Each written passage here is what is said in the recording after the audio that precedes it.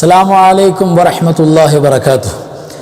അല്ലാഹു അക്ബർ അല്ലാഹു അക്ബർ അല്ലാഹു അക്ബർ ലാ ഇലാഹ ഇല്ലല്ലാഹു അല്ലാഹു അക്ബർ അല്ലാഹു അക്ബർ വലില്ലാഹിൽ ഹംദ്. ബിസ്മില്ലാഹി മാഷാ അല്ലാഹ് ലാ ഖുവത ഇല്ലാ ബില്ലാഹ്. അല്ലാഹുമ്മ സ്വല്ലി അലാ സയ്യിദിനാ മുഹമ്മദിൻ വഅലാ ആലി സയ്യിദിനാ വമൗലാനാ മുഹമ്മദ്. അൽഹംദുലില്ലാഹി സുമ്മൽ ഹംദുലില്ലാഹ്. പ്രിയപ്പെട്ടവരെ, മണ്ണും വിണ്ണും ഒരേപോലെ സന്തോഷത്തിലും ആഹ്ലാദത്തിലും ആനന്ദത്തിലും നിറഞ്ഞു നിൽക്കുന്ന ഏറ്റവും മനോഹരമായ ഈ പരിശുദ്ധമായ നേരത്ത് പ്രിയപ്പെട്ടവരെ, ആദ്യമായി ഗഫാഖ് ഇസ്ലാമിക് ചാനലിൻ്റെയും അൻവാർ ഫജറിൻ്റെയും പേരിൽ എല്ലാവർക്കും മനസ്സ് നിറഞ്ഞ പെരുന്നാളാശംസകൾ നേരുന്നു. തഖബ്ബലല്ലാഹു മിന്നാ വമിൻകും സ്വാലിഹൽ അഅമാൽ. ആമീൻ യാ റബ്ബൽ ആലമീൻ. ഈദ് മുബാറക്. പ്രിയപ്പെട്ടവരെ, ഈ മനോഹരമായ സന്തോഷകരമായ സുദിനത്തിൽ വിശ്വാസികളെ സംബന്ധിച്ചിടത്തോളം വലിയ ആനന്ദവും ആവേശവുമാണ്. എത്രത്തോളം എന്ന് പറഞ്ഞാൽ, ഇന്നത്തെ പരിശുദ്ധമായ പെരുന്നാൾ രാവിൽ, പെരുന്നരാവ് എന്ന് നമ്മൾ പറയും, ആ രാവ് കൊണ്ട് തന്നെ സ്വർഗം നേടാൻ വിശ്വാസികൾക്ക് പറ്റുമെന്ന് പുണ്യ റസൂൽ സ്വല്ലല്ലാഹു അലൈഹി വസല്ലം. ഇന്നത്തെ രാത്രി, പെരുന്നാൾ രാത്രി ഒരാൾ സന്തോഷത്തോടുകൂടെ കഴിയുന്നത്ര നന്മ ചെയ്ത ആ രാത്രിയിൽ ഹയാത്ത് കൊടുത്താൽ, പ്രത്യേകിച്ച് ഇന്നത്തെ മഗ്‌രിബ് നിസ്കാരവും ഇശാ നിസ്കാരവും സുബഹി നിസ്കാരവും ജമാഅത്ത് ശ്രദ്ധിക്കുന്നവരെ സംബന്ധിച്ചിടത്തോളം പെരുന്നാൾ ദിനത്തിൽ, പെരുന്നാളിൻ്റെ രാവിൽ തീർച്ചയായും അള്ളാഹു സ്വർഗം നൽകാൻ അതുതന്നെ കാരണമാണ്. ഇന്ന് നമ്മൾ സംസാരിക്കുന്നത് പെരുന്നാൾ തക്ബീർ ചൊല്ലലും അതേപോലെ പെരുന്നാളിൻ്റെ വളരെ ഇമ്പോർട്ടൻ്റ് ആയ 11ഓളം സുന്നത്തുകളുമാണ്. ഒന്നും നഷ്ടപ്പെട്ടു പോകാതെ പെരുന്നാൾ പുണ്യങ്ങൾ മുഴുവൻ കിട്ടണമെന്ന ആഗ്രഹമുണ്ടോ? ഈ 11 സുന്നത്തുകളൊന്ന് പ്രിയപ്പെട്ടവരെ നമ്മൾ കെയർ ചെയ്താൽ മതി.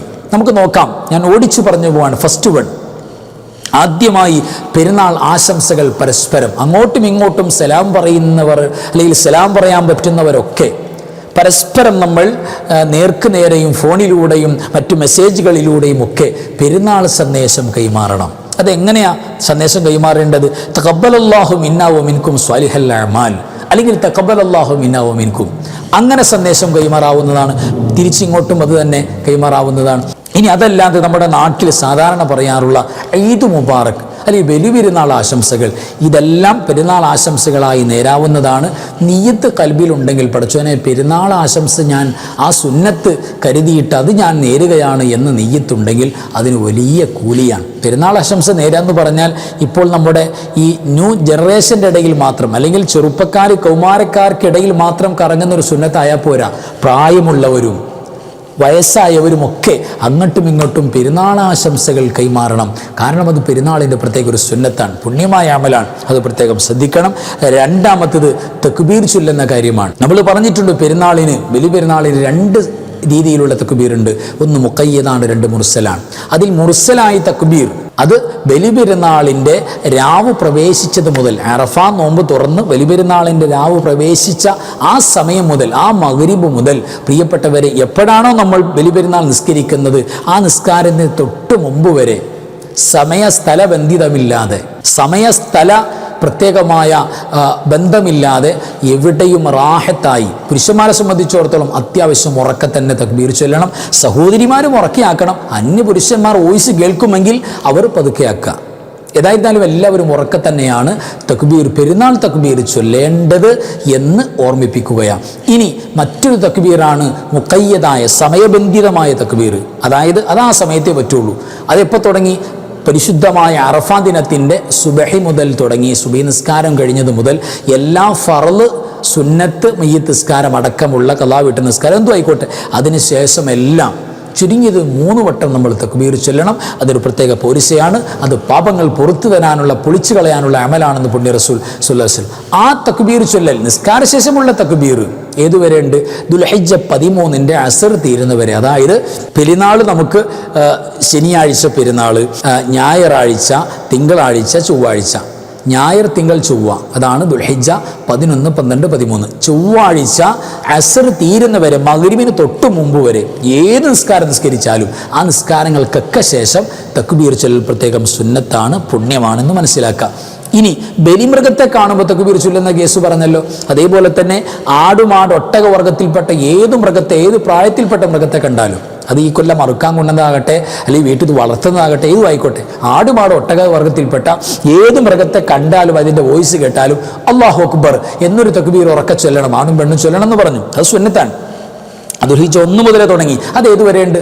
പെരുന്നാളിൻ്റെ മഗ്രിബ് വരെയുണ്ട്. പെരുന്നാൾ ദിവസത്തിൻ്റെ മഗ്രിബ് വാങ്ങി വിളിക്കുന്നവരെ തീർച്ചയായും ആ തക്ബീർ സുന്നത്താണ്. അത് കഴിഞ്ഞിട്ട് അയ്യാമുൽ തശ്രീഖിൻ്റെ ദിവസങ്ങളിൽ മൃഗത്തെ കാണുമ്പോൾ വോയിസ് കേൾക്കുമ്പോൾ തക്ബീർ ചൊല്ലൽ സുന്നത്തില്ല. പെരുന്നാളിൻ്റെ മഗ്രിബ് വരെയുള്ളൂ.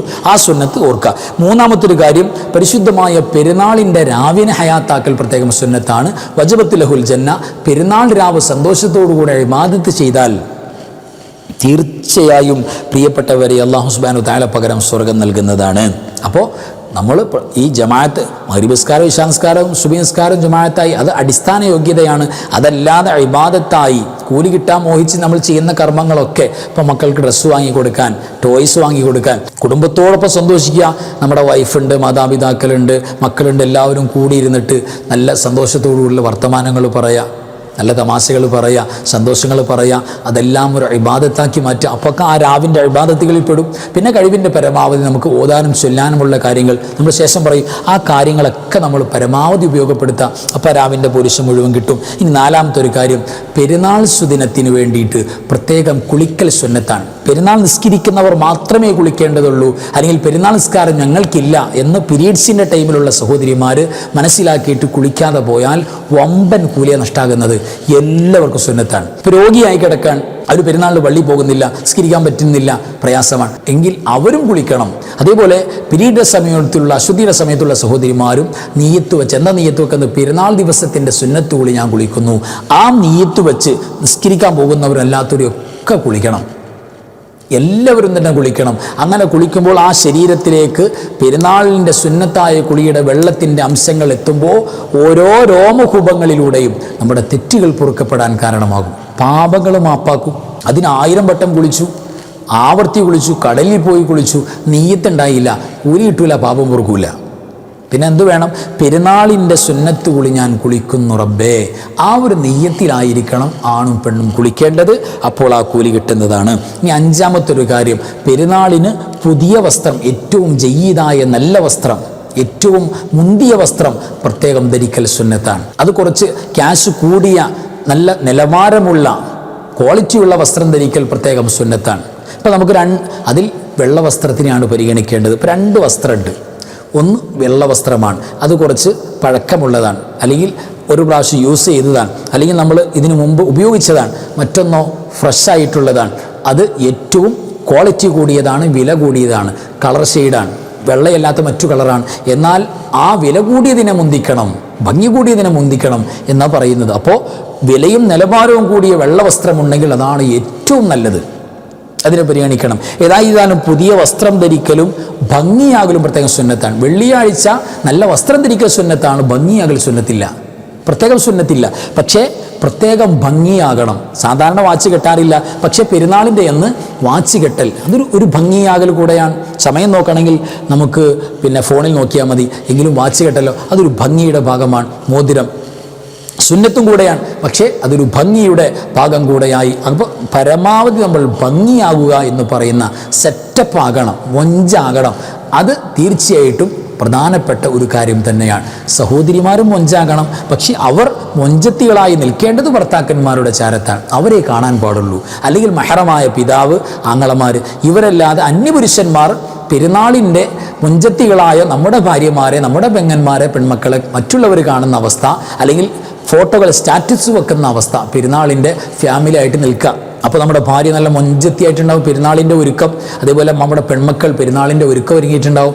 എന്നിട്ട് സ്റ്റാറ്റസ് വെച്ച്, അല്ലെങ്കിൽ ടൂർ പോയ സ്റ്റാറ്റസ് വെച്ചിട്ട് മാലോകരാകെ നമ്മുടെ കോണ്ടാക്ട്സിൽപ്പെട്ട എല്ലാവരും കാണുക.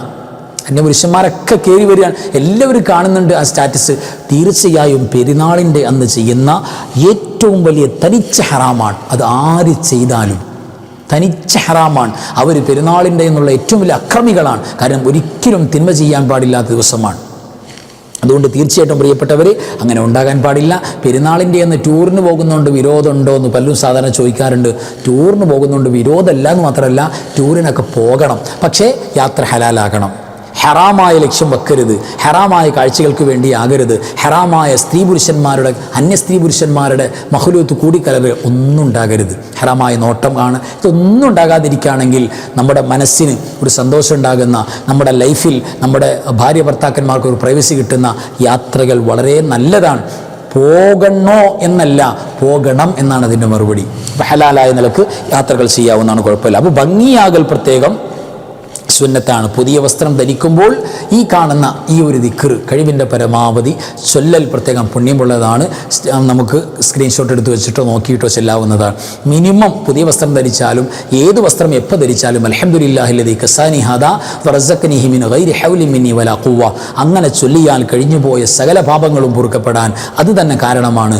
പിന്നെയും പുതിയ വസ്ത്രങ്ങളും പുതിയ സൗകര്യങ്ങളും അല്ലാഹു ഒരുക്കി നൽകാൻ ഈ ഒരു നിഅമത്തിൻ്റെ നന്ദി കാരണം അത് സാധിക്കുമെന്ന് പ്രിയപ്പെട്ടവരെ നമുക്ക് ഹദീസിൽ മനസ്സിലാക്കാം. ഇനി ആറാമത്തെ കാര്യം, സുഗന്ധം പ്രത്യേകം സുന്നത്താണ്.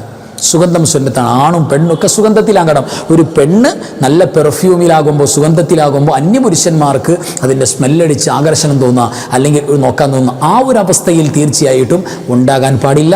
സഹോദരിമാർ ശ്രദ്ധിക്കണം, അവർ വ്യഭിചാരിണികളാണെന്ന് പുണ്യ റസൂൽ സല്ലല്ലാഹു അലൈഹി വസല്ലം തങ്ങൾ പറഞ്ഞിട്ടുണ്ട്. അത് ഭർത്താവ് ആസ്വദിക്കണം, തീർച്ചയായിട്ടും അതൊക്കെ പരിഗണിക്കണം. പിന്നെ പുരുഷനെ സംബന്ധിച്ചിടത്തോളം അവൻ പൊതുസമൂഹത്തിൻ്റെ മുന്നിലേക്ക് ഇറങ്ങൽ നിർബന്ധിതനായ മനുഷ്യനാണ്. ജമാഅത്തിന് പോകൽ അവൻ്റെ ബാധ്യതയായിട്ട് വരുന്നുണ്ട്, അല്ലെങ്കിൽ സമൂഹത്തിൻ്റെ ഇടയിൽ അവൻ ഇറങ്ങിച്ചെല്ലേണ്ടി വരും. അപ്പോൾ തീർച്ചയായിട്ടും പുരുഷനെ സംബന്ധിച്ചിടത്തോളം സുഗന്ധം അത് വളരെ മസ്റ്റാണ്, അത് സുന്നത്താണ്. അത് പ്രത്യേകിച്ച് വെള്ളിയാഴ്ച സുന്നത്താണെന്ന് കരുതിയിട്ട് തന്നെ ചുമ്മാ വെള്ളിയാഴ്ച സ്പ്രേ അടിച്ചു അല്ലെങ്കിൽ സുഗന്ധം തേച്ചാണ്ട് പോയി നിസ്കരിച്ചു പോരാ, കൂലി കിട്ടില്ല. പിന്നെ സുന്നത്താണെന്നുള്ള നിയ്യത്തോടു കൂടെ തന്നെ ചെയ്യണം. അങ്ങനെ സുന്നത്തായ സുഗന്ധം ഉപയോഗിച്ചുകൊണ്ട് ആണായാലും പെണ്ണായാലും 2 റക്അത്ത് പെരുന്നാൾ നിസ്കരിച്ചാൽ, ഏത് നിസ്കാരം ആയിക്കോട്ടെ, എല്ലാ നിസ്കാരങ്ങളിലും നോമ്പുകാരല്ലാത്തപ്പോൾ, അതായത് നോമ്പിൻ്റെ ഉള്ളിൽ ആകാത്തപ്പോൾ, നോമ്പ് തുറന്ന കുഴപ്പമില്ല, അല്ലാത്ത മുഴുവൻ സമയങ്ങളിലും സുഗന്ധം ഉപയോഗിച്ച് നിസ്കരിച്ചാൽ 2 റക്അത്തിന് 70 റക്അത്തിൻ്റെ കൂലിയുണ്ട് എന്ന് കിതാബുകളിൽ കാണാം. അപ്പോൾ ആ നിയ്യത്ത് വെച്ച് തന്നെ ചെയ്യുക. ഏഴാമത്തെ ഒരു കാര്യം, പ്രിയപ്പെട്ടവരെ, ഒന്നും കഴിക്കാതെ ചെറിയ പെരുന്നാളിന് എന്തെങ്കിലും ലഘുവായിട്ട് കഴിച്ചിട്ട് പിന്നെ നമ്മൾ പോകണമെന്നാണ്. ലൈറ്റായിട്ട് കഴിച്ചിട്ട് വലിയ പെരുന്നാളിന് ഒന്നും കഴിക്കാതെ, ഭക്ഷണമൊന്നും കഴിക്കാതെ എങ്ങോട്ട് പോകണം? പെരുന്നാൾ നിസ്കരിക്കാൻ പോകണം. നിസ്കാരം കഴിഞ്ഞ് വന്ന് ഉളുഹിയ്യത്ത് കഴിഞ്ഞ ആ ഉളുഹിയ്യത്തിൻ്റെ മാംസത്തിൽ നിന്നും ഒരംശം വേവിച്ചിട്ട് അതായിരിക്കണം അന്നത്തെ ഫസ്റ്റ് വൺ ആഹാരം. അതിൽ പ്രത്യേക ബറക്കത്തുണ്ട്, സുന്നത്താണെന്ന് പറഞ്ഞിട്ടുണ്ട്.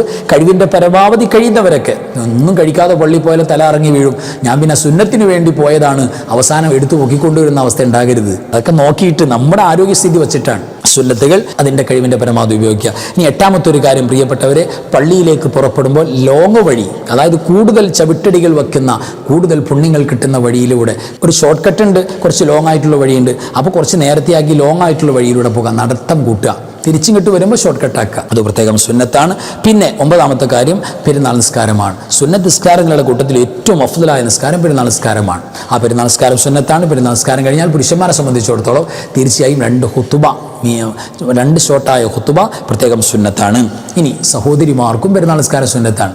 ഖുതുബ അവർക്ക് സുന്നത്തില്ല, ജമാഅത്തായി നിസ്കരിക്കൽ പ്രത്യേകം സുന്നത്താണ്. ഇനി ഒറ്റയ്ക്കേ ഉള്ളൂ, ആരുമില്ല, ഒരു ഉമ്മ ഒരു വീട്ടിൽ ഒറ്റയ്ക്കാണ്, അല്ലെങ്കിൽ നിസ്കരിക്കാൻ എല്ലാവരും പോകും, നമുക്ക് പോകാൻ പറ്റിയ ഒരു കുഴപ്പമില്ല, വീട്ടിൽ നിസ്കരിക്കുക. ഉമ്മമാരെ സംബന്ധിച്ചിടത്തോളം വേറൊരു വീട്ടിൽ, അയൽപക്കത്തൊരു വീട്ടിൽ കുറച്ചങ്ങ് പോയാലേ തൊട്ടപ്പുറത്തെ വീട്ടിൽ എല്ലാവരും കൂടെ വാർക്കയുടെ ടെറസിൻ്റെ മുകളിൽ ജമാഅത്തായി നിസ്കരിക്കുന്നുണ്ട്, പായ് മുസല്ലയ്ക്കായിട്ട് പോകുന്നുണ്ട്. ഒരു സഹോദരി എന്ത് ചെയ്തു? ഞാൻ പോകുന്നില്ല, ഒറ്റയ്ക്ക് ഇവിടെ നിസ്കരിക്കുകയാണ്.